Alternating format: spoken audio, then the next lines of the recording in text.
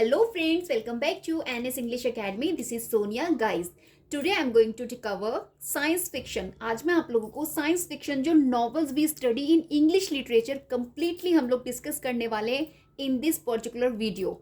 Basically guys we will discuss what is science fiction meaning, कि science fiction का meaning क्या होता है, which novels are based on it, और उन नॉवेल्स को डिस्कस करेंगे जो आपकी साइंस फिक्शन थीम पर आप बोल सकते हैं बेस्ड है, एंड वेयर इट ओरिजिनेटेड, और ये इसको ओरिजिनेटेड ये कहाँ से हो रहा है एज वेल. गाइज हम लोग डिस्कस करने वाले हैं who is considered the father of science fiction. Most important question जो आपसे एग्जाम में already have been asked. Okay, and along with that we will also look at the some famous science fiction work that are studied in literature and guys most important frequently appear in UGC NET exam, right? Make a note of it. आज मैं आप लोग को वो list भी provide करने वाली हूँ. 20 numbers of science fiction novels मैं आप लोगों के साथ प्रोवाइड करूंगी further in this video, will help you in your upcoming UGC NET English exam, right? So let's dive into today's topic with our knowledge and make sure that if your question comes from this area in the exam, you won't have any trouble answer it. Okay, let's start. So guys, first I would like to tell you the meaning of science fiction, right?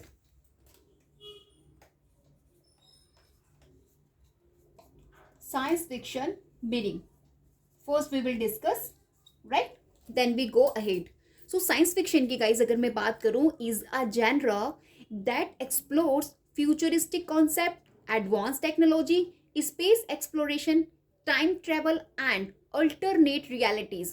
So basically guys जो आपका science fiction है ये एक ऐसा genre है जहाँ पे explore किया जाता है फ्यूचरिस्टिक कॉन्सेप्ट को, एडवांस टेक्नोलॉजी को, और जो आपकी स्पेस एक्सप्लोरेशन होती है, टाइम ट्रेवल होता है, all the things we study in science fiction. और अगर मैं यहाँ पे बात करूँ तो साइंस फिक्शन में अक्सर क्वेश्चन किया जाता है ह्यूमैनिटीज के रोल को in the universe, right? So now I am going to tell you origin of science fiction in literature. Okay, so guys let's discuss origin of science fiction in literature. So guys अगर मैं science fiction genre की बात करूं तो ये emerge कहाँ से हो रहा है, तो guys it emerge from early mythologies. जो हम early mythologies we study travel narratives and speculative philosophy. So guys speculative philosophy से बेसिकली ये आपका ओरिजिनेट हो रहा है. स्पेक्यूलेटिव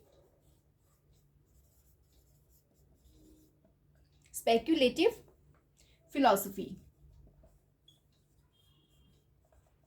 तो क्या है guys speculative philosophy? So guys it is an umbrella term. इसको एक अम्ब्रेला टर्म बोला जाता है दैट एनकम्पासेस या फिर आप बोल सकते हैं इंक्लूड करती है, राइट? इंक्लूड करती है science fiction, fantasy, horror, alternate history, dystopian and utopian kinds of things you will find out include in this speculative philosophy जो गाइज हम लोग स्टडी करते हैं साइंस फिक्शन से.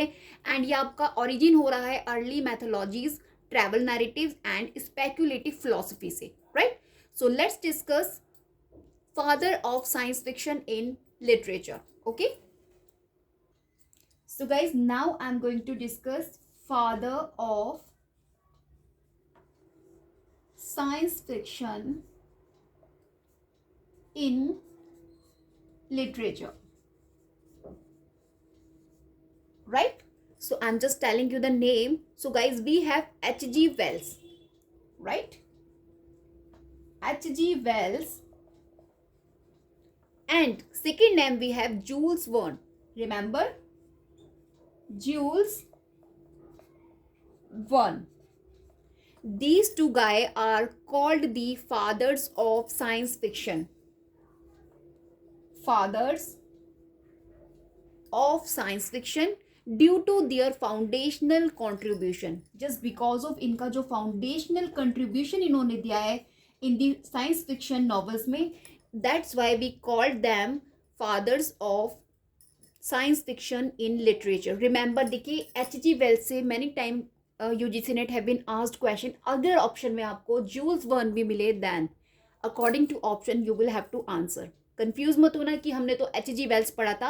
आई am telling you these two guys, Jules Verne and H.G. Wells, both considered the fathers of science fiction, right? Due to their foundational contribution,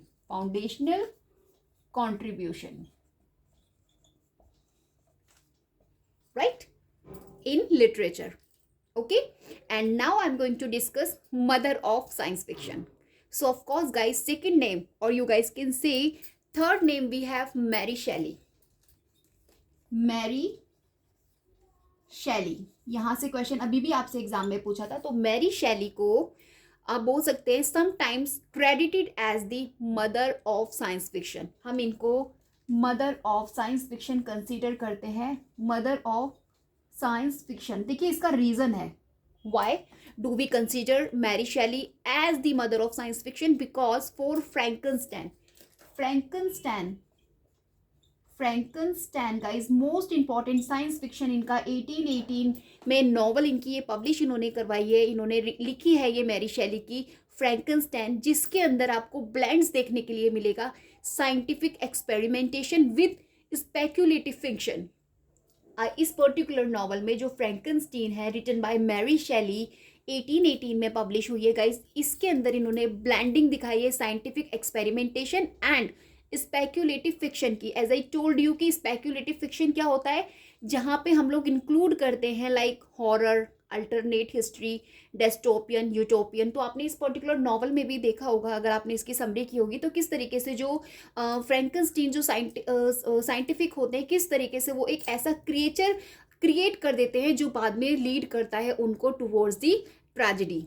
तो ये हमने stories के अंदर पढ़ी है मैरी शैली की। तो इनके इस पर्टिकुलर फ्रैंकनस्टैन वर्क की वजह से we consider mother of science fiction, क्योंकि गाइज ये जो इनका मैरी शैली का फ्रैंकनस्टैन है, इसको first true science fiction consider किया जाता है, राइट? मैं अभी जब आपको लिस्ट प्रोवाइड करूंगी आई टेल अबाउट द फ्रैंकनस्टैन कि व्हाट इज इट, राइट? सो अभी मैं आपको मेन थिंग्स बताने जा रही हूँ कि फादर ऑफ साइंस फिक्शन कौन है हमारे पास। H.G. Wells and Jules Verne, these two guy are considered fathers of science fiction novels, and Mary Shelley considered mother of science fiction due to Frankenstein, जो इन्होंने 1818 में इनका पब्लिश हुआ था, right? Now I am going to discuss ये जो आपका science fiction है, बेसिकली ये जो वर्ड है इसको किसने ओरिजिनेट किया है, राइट? ये जो टर्म है किसने इसको इंट्रोड्यूस किया है, क्योंकि यहाँ से भी आपको क्वेश्चन मिलता है। तो गाइज वी हैव ह्यूगो, मैं यहीं पर लिख देती हूँ, 4 नेम्स अब हो जाएंगे आपके। ह्यूगो, इनका नेम थोड़ा सा अजीब है, गर्नबैक, ह्यूगो गर्न्सबैक। ये एक 20th सेंचुरी के पब्लिशर हैं जिन्होंने कॉइन किया है the term science fiction, right? Science fiction.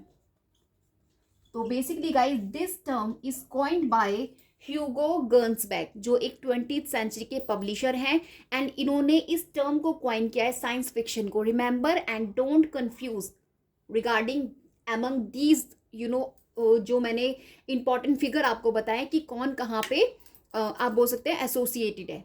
तो H.G. Wells and Jules Verne consider fathers of science fiction, Mary Shelley mother of science fiction, but Hugo Gernsback consider who introduced the term science fiction, right, and is considered the father of modern science fiction.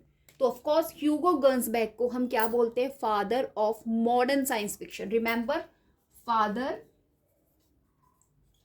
Of modern science fiction, because इन्होंने ये जो term है आपकी science fiction इसको introduce किया है, इसलिए हम इनको father of modern science fiction कहते हैं। सो वी हैव, अगर आपसे पूछा जाएगा who is the father of science fiction, then we have H.G. Wells and Jules Verne. And if the examiner asked you about the modern science fiction, then we have the answer Hugo Gernsback. Don't confused, और अगर आपके पास Mary शैली option में होगा and these two guys are not in the option, then definitely you go towards the Mary Shelley, क्योंकि she also considered mother of science fiction, right?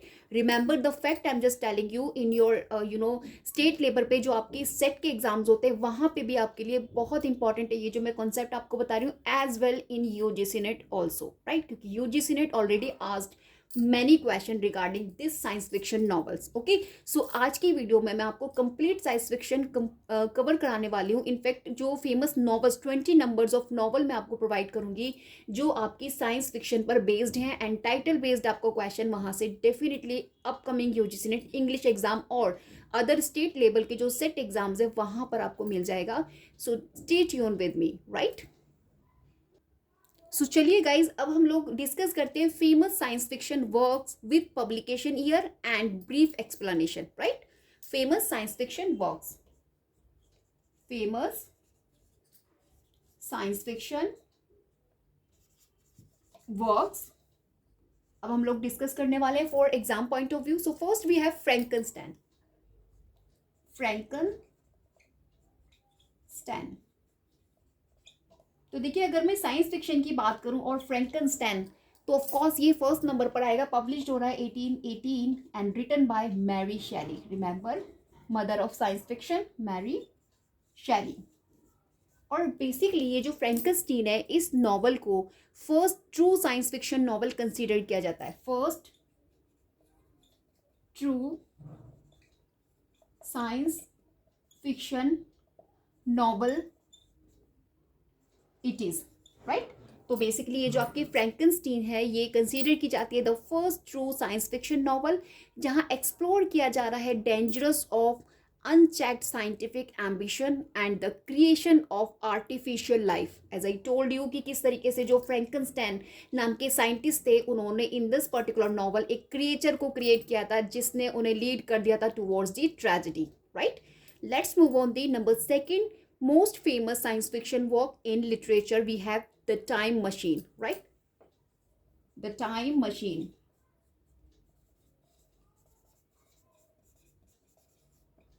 The Time Machine, which published in the year 1895 after the Frankenstein 1818. और इनकी chronology भी देख लीजिएगा क्योंकि आपसे examiner chronology set करने के लिए भी क्वेश्चन पुट कर सकते हैं. So you never know about which type of frame they will framed, right, while answering the question. तो आपको हर तरीके से प्रिपेयर रहना है कि क्रोनोलॉजी में आएगा then you guys can answer, and if they ask about the title based तो भी आप उसको आंसर कर सकते हैं, राइट. सो 2 और 3 टाइप्स आपको लर्न करने हैं बेसिकली, तो वो सब चीज़ें आपकी हो जाएंगी. एंड आपका अगर साइंस फिक्शन से कोई क्वेश्चन आता है, आई एम टेलिंग यू कि इससे बाहर आपको ट्रस्ट मी कुछ क्वेश्चन नहीं मिलने वाला साइंस फिक्शन से एग्जाम में. अगर आपसे क्वेश्चन आएगा, नॉट अगर, डेफिनेटली आपसे क्वेश्चन पूछा ही जाता है साइंस फिक्शन से, right. So let's move on the time machine, जो अभी मैंने आपको second famous science fiction work बताया है, written by H.G. Wells, the father of science fiction. ये आपका H.G. वेल्स ने लिखा है बेसिकली. एंड क्या है इसके अंदर? सो बेसिकली इन्होंने इसमें इंट्रोड्यूस किया है the concept of time travel विया अ मशीन. किस तरीके से जो टाइम ट्रेवल का जो कॉन्सेप्ट है इन्होंने इसके अंदर इंट्रोड्यूस किया है. As well he discuss social evaluation and dystopian future. क्या क्या सोशल एवेल्युएशन होते हैं डेस्टोपियन फ्यूचर के, he discussed in this novel the time machine, published in the year 1895. Okay, let's move on number 3. So guys, number 3 we have The War of the Worlds. The War of the Worlds, right? Published in the year 1898, right? And again written by H.G. Wells. ये भी आपका H.G. Wells ने लिखा है. And in this particular novel, science fiction novel में basically he talks about early alien invasion narrative. जो early alien invasion narrative इन्होंने इसके अंदर डिस्कस किया है एंड हाईलाइट किया है ब्रिटिश इंपेरियल एंजाइटी को, राइट, एंड ह्यूमन वल्नरेबिलिटी इन्होंने डिस्कस किए इन this novel the war of the world, right. Let's move on the number 3rd, not number 3rd, number 4 we have 20,000 Leagues Under the Sea, right. 20,000 leagues, remember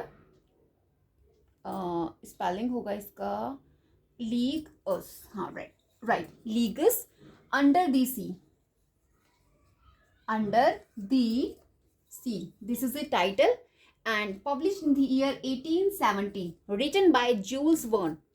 अभी मैंने आपको एक name बताया था H.G. Wales के साथ, joules वर्न, one who calls the father of science fiction, right? These two guy, I was told, I told you, H.G. Wells and Jules Verne. These both guy considered the fathers of science fiction. So this is the title जो 20,000 Leagues Under the Sea है. ये एक science fiction work है written by Jules Verne, right? Let's move on. Number 5, famous science fiction novel. So guys, number 5, we have The Strange Case of Dr. Jekyll and Mr. Hyde. Number 5, The Strange Case of Dr. Jekyll and Mr. Hyde, right? This published in the year 1886 and written by R.L. Stevenson. Already have been asked this question in your UGC NET previous exams. Okay, Robert Louis Stevenson, basically उनका पूरा नाम है, जिन्हें हम R.L. Stevenson बोलते हैं, Stevenson, right? So this is written by R.L. Stevenson, Robert Louis Stevenson. And इसमें basically ही एक्सप्लोर ड्यूलिटी, जो ड्यूलिटी होती है आपकी ह्यूमन नेचर की, यहाँ पर एक्सप्लोर किया गया है. As well psychological transformation through science, किस तरीके से साइंस के थ्रू जो आपका साइकोलॉजिकल ट्रांसफॉर्मेशन हो रहा है, everything he discussed in this novel the strange case of doctor Jekyll and mister Hyde, written by R.L. Stevenson, right? And this is the 5th number of science fiction. And अभी जो मैंने ये 5 numbers of famous science fiction novels आपके साथ discuss की थी, ये famous हुई हैं आपकी 19th century, right? ये 19th century की हैं science fiction work. Now I am going to discuss 20th century के जो साइंस फिक्शन हमारे पास लिटरेचर में है, अभी मैं आपको उनकी लिस्ट बता रही हूँ, राइट? तो अभी जो मैंने ये 5 आपके साथ डिस्कस करी, these published in 19th century of literature, right? Now I'm going to discuss famous science fiction जो आपके 20th century में publish हो रहे हैं. So we have 20th century publication science fiction, right? So guys, first we have इसमें, और आप कह सकते हैं नंबर 6, 5 के बाद क्योंकि 6 है, Brave New World. Brave New World कई बार एग्जाम में क्वेश्चन आ चुका है, मैचिंग्स में आपसे पूछा जा चुका है, एंड क्रोनोलॉजी में भी आपसे पूछा जा चुका है. 1932 में पब्लिश हुआ है and written by Aldous Huxley, right? इनका जो नेम है अल्डस हक्सले, राइट? बेसिकली ही is the author of brave new world. And इसके अंदर डिस्टोपियन फ्यूचर को कंसिडर किया गया है, डिस्कस किया गया है, dominated by genetic engineering, mass production के बारे में बताया, साइकोलॉजिकल कंडीशनिंग क्या होती है उसके बारे में यहाँ पे डिस्कस किया है, brave new world, right? Number 7 we have 1984. This is the title of the novel. 1984 publish जो आपकी हो रही है 1949 में. रिमेंबर, कंफ्यूज मत होइएगा. 1984 this is the name of novel, published 1949 and written by George Orwell. George Orwell, यहाँ से एग्जाम में कई बार क्वेश्चन आपको पूछा जा चुका है, समरी बेस्ड भी आपसे क्वेश्चन यहाँ पे पूछा जा चुका है. So it is most important science fiction novel we study in literature, right? 1984 this is the title. Basically guys इसके अंदर डिपिक्ट किया गया है totalitarian state under constant surveillance. So basically जो टोटलिटेरियन स्टेट होता है वो क्या होता है, I am just telling you. तो गाइज बेसिकली जो टोटलिटेरियन स्टेट होता है, टोटलिटेरियन स्टेट जो होता है गाइज, उसके अंदर उसे आप बोल सकते हैं अ फॉर्म ऑफ गवर्नमेंट. इसे एक गवर्नमेंट की फॉर्म बोला जाता है, और आप इन अदर वर्ड बोल सकते हैं वन पार्टी रूल. एक ऐसा रूल जहां पर सिंगल रूलिंग पार्टी होती है और लीडर हैज एब्सोल्यूट कंट्रोल, जहां पे लीडर के पास पूरा कंट्रोल होता है और जो भी कुछ होता है, ऑल एस्पेक्ट्स ऑफ लाइफ, हर जो हमारे लाइफ के एस्पेक्ट्स होते हैं सबका कंट्रोल उस रूलिंग पार्टी के ऊपर होता है. So this is the totalitarian state जो डिस्कस किया गया है आपके इस particular novel 1984 written by George Orwell. इसमें डिपिक्ट किया गया है and under the constant surveillance. यहाँ पे बेसिकली इंट्रोड्यूस किया है terms like big brother, right? So आपकी जो बिग ब्रदर टर्म है, I am just writing here big brother, this is the term. As well, newspeak. Newspeak. These two terms introduced in this novel. तो अगर आपको question बनेगा, क्योंकि यहीं से आपको क्वेश्चन बनते कि big brother and new speaks term coined from which novel, which science fiction novel? Then answer we have 1984, published 1949, written by George Orwell, right? Let's move on. Number 8, famous science fiction novel written in 20th century. Okay. So guys, number 8 we have Foundation, right? The title of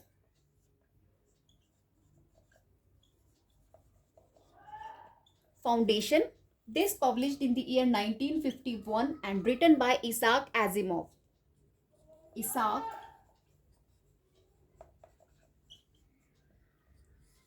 Asimov. Okay and ये क्या है? इसमें एक galactic empire दिखाया गया है and psychological theory दिखाई गई है जिसमें प्रिडिक्ट किया जा रहा है द फॉल ऑफ सिविलाइजेशन, किस तरीके से फॉल हो रहा है सिविलाइजेशन का just because of galactic empire and psychological theory. इसके अंदर डिस्कस किया गया है, right, in this foundation. Particular जो नॉवल है 1951 पब्लिकेशन है. Let's move on. Number next, और you guys can say number 9. Let me change.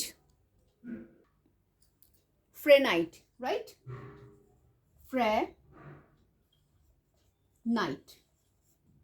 Frenite ये आपका Frenite 451 बेसिकली ये कंप्लीट टाइटल है and this published in the year 1953, right, and written by Ray Bradbury.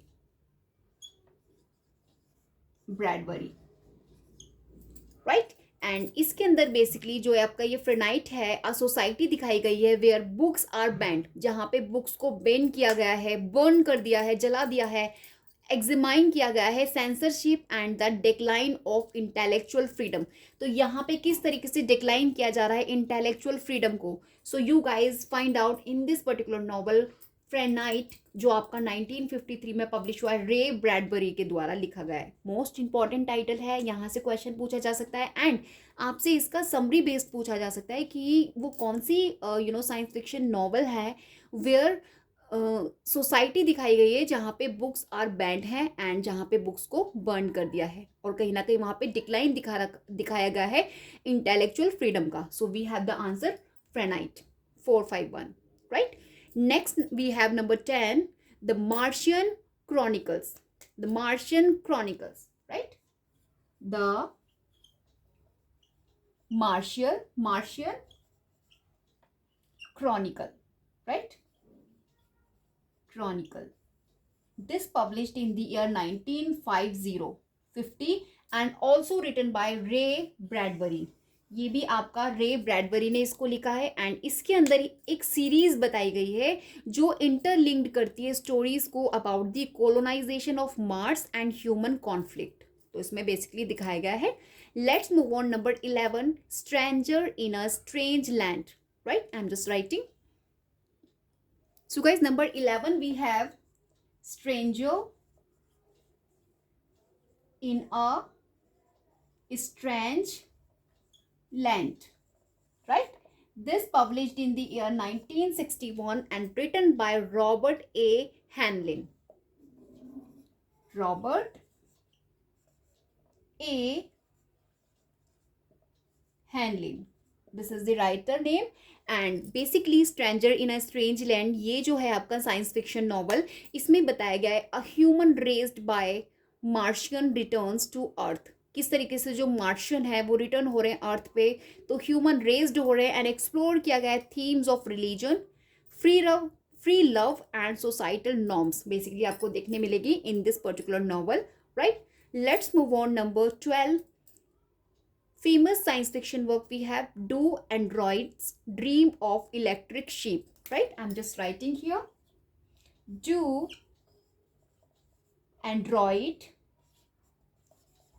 androids dream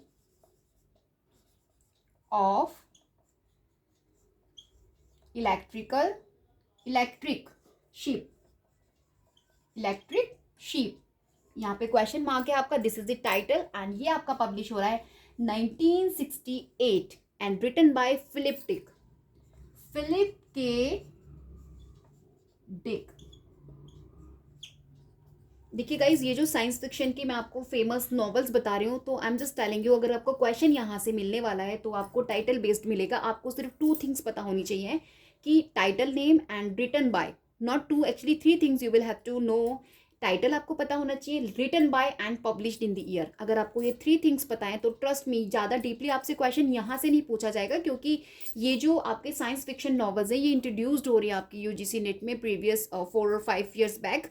तो कहीं ना कहीं बहुत ज़्यादा डीप नहीं पूछा जाता। ब्रिटिश लिटरेचर में आपसे सारे डीपली क्वेश्चंस पूछे जाते हैं, एंड अगर मैं कल्चरल स्टडी की बात करूँ तो बहुत ही सरफेस से आपसे क्वेश्चन फ्रेम होते हैं। तो just like in that manner, जहाँ जैसे आपसे कल्चरल स्टडीज से सरफेस लेवल से क्वेश्चन पूछे जाते हैं, इसी तरीके से साइंस फिक्शन नॉवेल्स में आपसे टाइटल पूछा जाएगा, राइटर पूछा जाएगा एंड पब्लिकेशन ईयर। तो 3 things you will have to make a note of it. आपको अलग से लिस्ट बनानी है, as I told in my previous videos की जितनी भी मैं आपको ये टॉपिक वाइज, ये जो मैं एक अ सिंगल टॉपिक, जैसे कि मैंने ड्रामेटिक मोनोलॉग, आपका tragedies, comedies, and now I am just going to discuss science fiction novels, इन सभी की सेपरेट लिस्ट आपको तैयार करके रखनी है। एंड उनमें जितनी भी मैं फेमस आपको बताती हूँ, अभी मैं आपको 20 नंबर्स ऑफ साइंस फिक्शन बता रही हूँ, ट्रस्ट मी 20 साइंस फिक्शन से 21 नहीं होगा। आपको अगर क्वेश्चन मिलेगा तो इनके अंदर से ही मिलेगा, आई एम टेलिंग यू।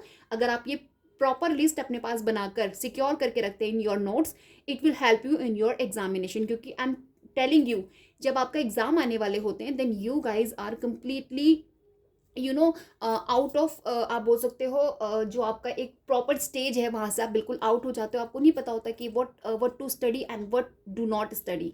तो एट दैट टाइम आपको ये जो आपने सिक्योर किए हैं नोट्स, उस समय आपका जो माइंड होगा वो बिल्कुल रिलैक्सड होगा, क्योंकि यू नो कि मुझे क्या क्या चीज़ें प्रिपेयर करनी है।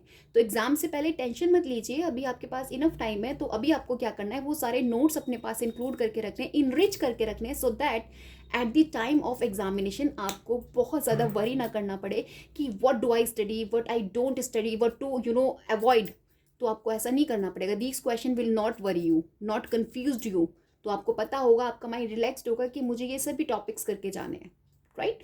सो आई एम जस्ट टेलिंग यू, आपको बहुत हेल्प करेगा अगर इस स्ट्रेटजी के साथ अगर आप अपने नोट्स में इन दीज थिंग्स को इंक्लूड करते रहेंगे जो मैं आपको डे बाय डे बता रही हूँ, राइट।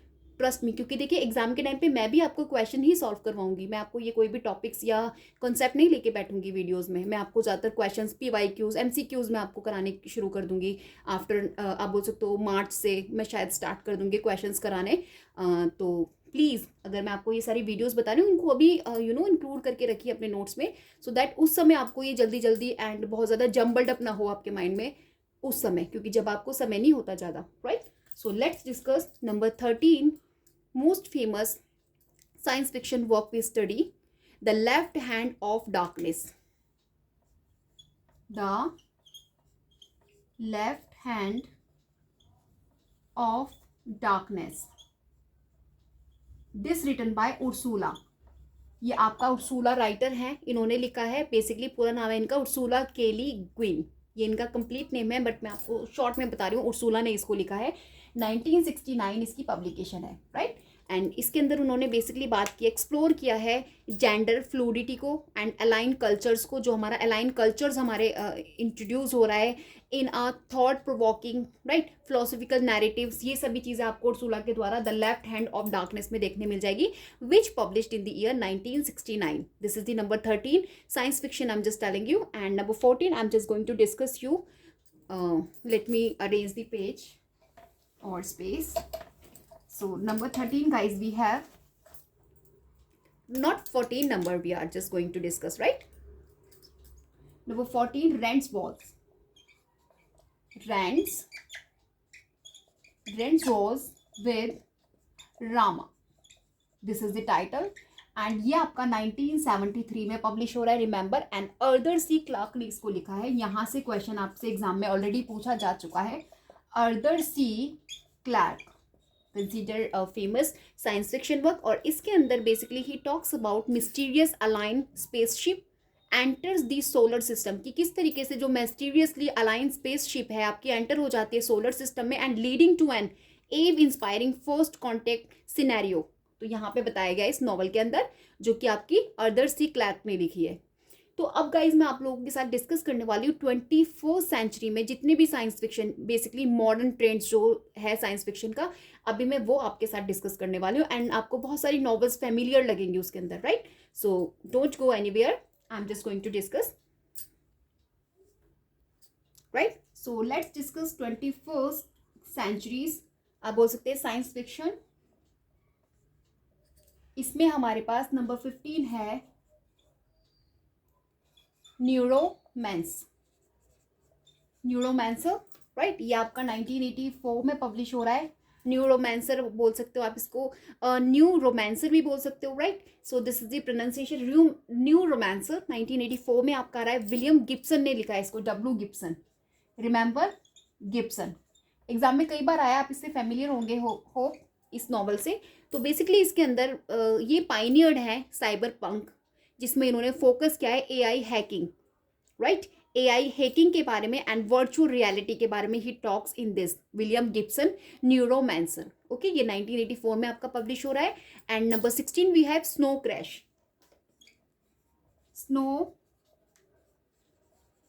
Crash, right?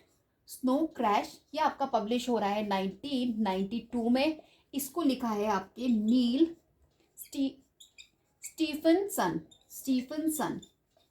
नील स्टीफनसन ने इसको लिखा है 1992 में, स्नो क्रैश। इसके अंदर इन्होंने इंट्रोड्यूस किया है concept like the metaverse and advance digital culture. देखिए मैं यहाँ पे लिख दे रही हूँ क्योंकि आपसे यहाँ से भी क्वेश्चन बनता है कॉन्सेप्ट कि कॉन्सेप्ट किसने इंट्रोड्यूस किया है। तो बेसिकली स्नो क्रैश नाम का ये नॉवल है जो साइंस फिक्शन है, 1992 में पब्लिकेशन है इसका, नील स्टीफनसन ने इसको लिखा है। एंड कॉन्सेप्ट यहाँ पे कौन से इंट्रोड्यूस हो रहे हैं, we have metaverse, the okay, let me change my marker. The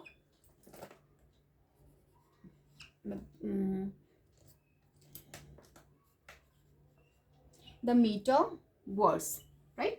So this is the concept, आप बोलेंगे इंट्रोड्यूस हो रहा है, and advanced digital cultures.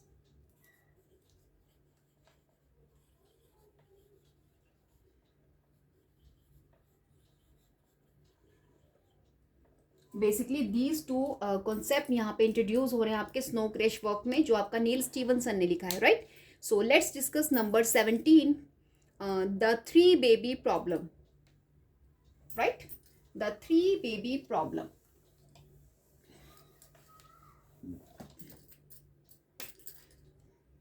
Number 17, the 3 baby problem. ये आपका 2008 में पब्लिश हो रहा है एंड रिटन बाय लुई किक्सन। ये एक चाइनीज हैं, इनका नाम है लू सिक्सन, राइट? एंड इसके अंदर basically Chinese science fiction novel है ये। इसमें एक्सप्लोर किया गया है first contact with an alien civilization and astrophysics. तो यहाँ पे एस्ट्रोफिजिक्स एंड सिविलाइजेशन, जो एलियन सिविलाइजेशन है, फर्स्ट कॉन्टैक्ट है, वही यहाँ पे डिस्कस किया गया है। चाइनीज साइंस फिक्शन नॉवल है ये, right? Next number 18 we have the road. ये आपका पब्लिश हो रहा है 2006 में। Already have been asked in question paper of UGC NET English. Cormac McCarthy, इसको लिखा गया है कॉर्मेक मकार्थी के द्वारा, right? The road, right? Basically ये एक पोस्ट जर्नीज में दिखाई गई है जहाँ पे फोकस किया गया है सर्वाइवल, राइट, एंड ह्यूमैनिटी को। किस तरीके से जो ह्यूमैनिटी है and survival, morality, humanity, these things आप देखेंगे इसके अंदर आपसे डिस्कस की गई है। कॉर्मेक मकार्थी के द्वारा लिखा गया है द रोड, राइट? और बेसिकली एपोकैल्पिक जो आपकी जर्नी होती है वो इसमें दिखाई गई है, पोस्ट एपोकैल्पिक जर्नी जो होती है।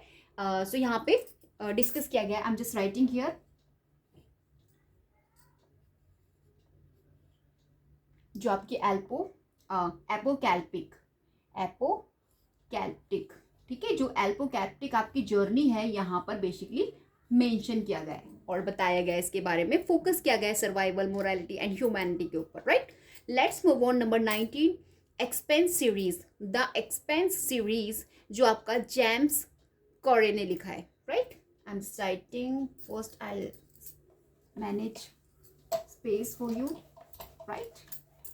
Okay, so number 19 we have The Expanse, right, series, right? This published 2011 or 12 and written by James Corey. James Corey ने इसको लिखा है. एक रियलिस्टिक पोर्ट्रेयल है इसके अंदर ऑफ स्पेस कॉलोनाइजेशन का, पॉलिटिक्स का एंड इंटरसेलर वारफेयर का, right? So this is about the expanse series.